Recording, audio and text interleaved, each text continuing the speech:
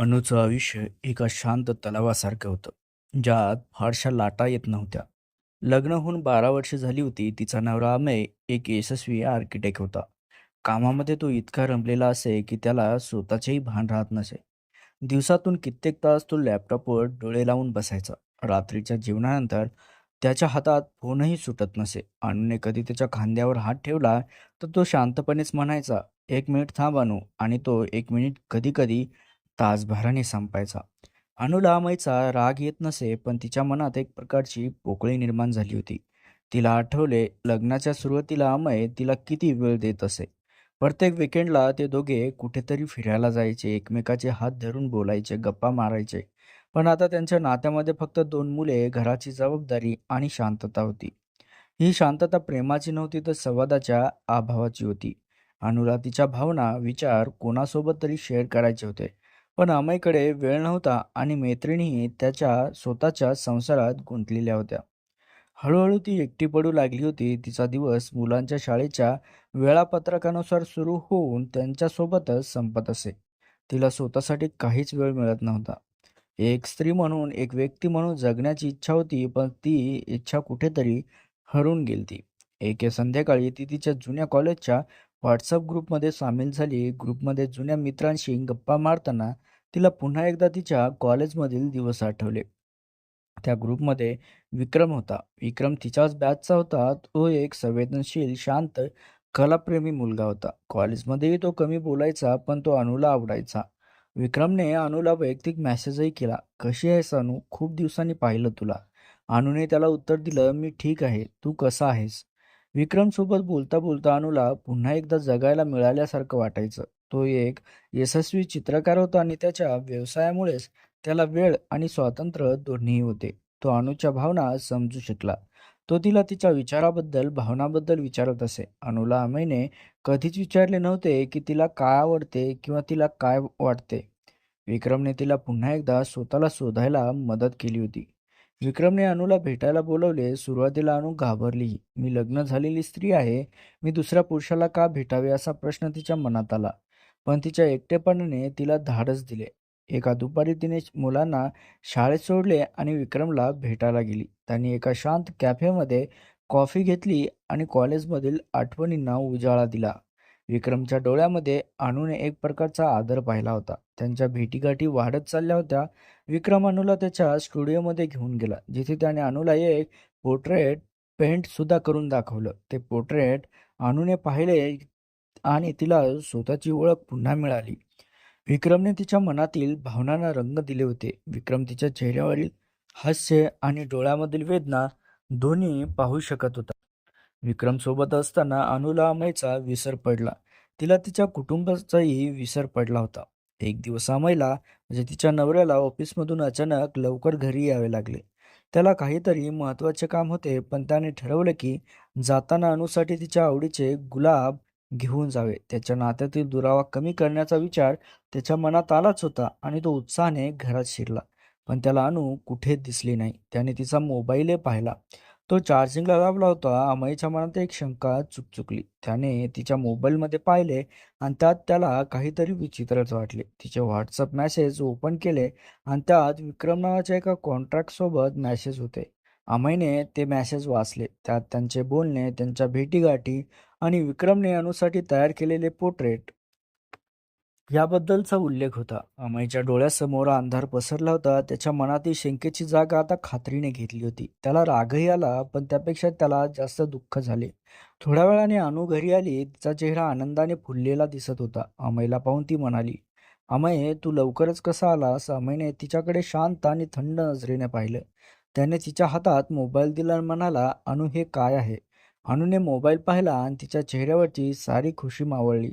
तिला अमयच्या डोळ्यात ती वेदना स्पष्ट दिसत होती. तिला कळून चुकले की अमयला सर्व काही समजले होते. अमयने तिला शांतपणेच विचारले, "अनु, तू हे का केलंस?" अनुला काहीच बोलता आले नाही. ती फक्त अमयच्या डोळ्यात पाहत राहिली. तिच्या डोळ्यात पाणी येत होतं आणि ती म्हणाली, "अमय, मी खूप एकटी पडले होते रे. तुला वेळच नव्हता." अमयने दीर्घ श्वास घेतला. "माझ्या कामामुळे तुला एकटेपणा जाणवला हे मला मान्य आहे, पण याचा अर्थ असा नाही की तू मला फसवणूक करशील माझी तू. जर तुला माझ्याशी बोलायचं होतं, तर तू मला सांगायचं हवं होतं. तू माझ्या मागे दुसऱ्या व्यक्तीकडे का गेलीस? आपल्या नात्यातील समस्येवर आपण दोघे मिळून उपाय शोधायला हवा होता." अनु फक्त आता रडत होती. अभयने तिच्याकडे पाहिलं आणि कठोर आवाजातच म्हणाला, "अनु, आपल्या नात्यामध्ये विश्वास पूर्णपणे संपलाय आता. आता आपण एकत्र नाही राहू शकत. तुझ्यासाठी हे घर आता परके झालंय. तू आता या घरातून बाहेर जा." अमयच्या या बोलण्याने अनुला जब्बर धक्का बसला. तिला तिच्या चुकीची जाणीव होत होती. तिचा संसार डोळ्यासमोर तुटताना तिला दिसत होता. ती रडत होती, अमयच्या पाया पडत होती. "अमय, प्लीज असं करू नकोस. माझ्याकडून चूक झाली.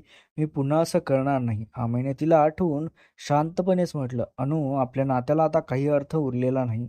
तू तुझ्या एकटेपणाला इतकं महत्त्व दिलंस की माझ्या भावनाची कदरही नाही केलीस. आता मलाही माझ्या भावनाची कदर करायची आहे." अमयच्या बोलण्यामुळे अनुला कळून चुकले की तिने फक्त आपल्या एकटेपणावर लक्ष केंद्रित केले होते. त्यामुळे ती अमयच्या भावनाकडे दुर्लक्ष करत होती. अमयने तिला घरातून बाहेर काढले. कारण त्याच्यासाठी विश्वास आणि आत्मसन्मान नात्यातील सर्वात महत्त्वाची गोष्ट होती, जी आता उरलीच नव्हती. अमयने अनुला घरातून बाहेर काढल्यावर ती निराधार झाली होती.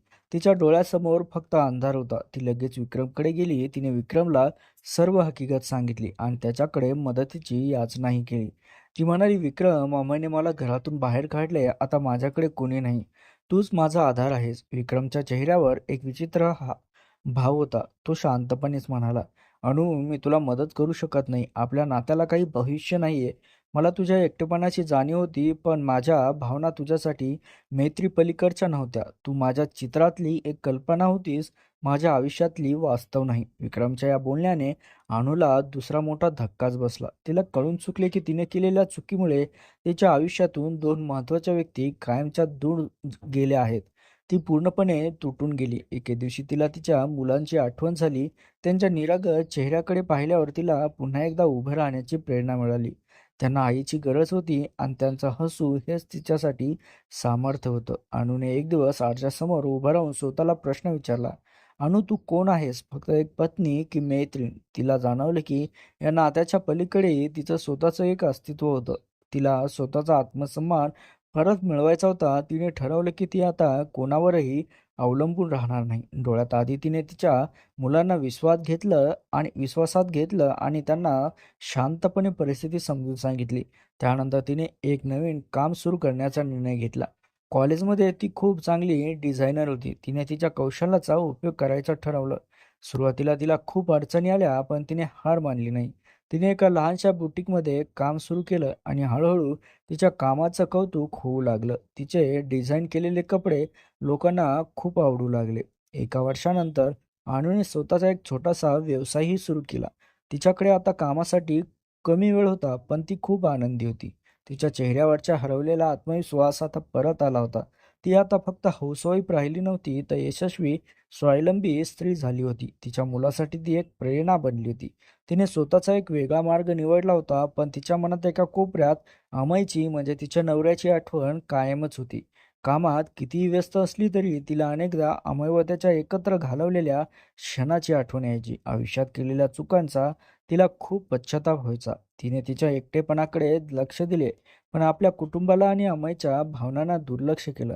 याचा तिला खूप त्रास व्हायचा. एक दिवस अचानक अमय तिच्या घरी आला. त्याच्यासोबत मुलेही होती. अमयच्या चेहऱ्यावर पश्चाताप, डोळ्यात तिच्यासाठी खूप प्रेम होते. तो म्हणाला, "अनु, माझ्याकडून खूप चूक झाली आहे. तुझ्या एकटेपणाला मी समजून घेतले नाही. आज मी तुला न्यायला आलोय.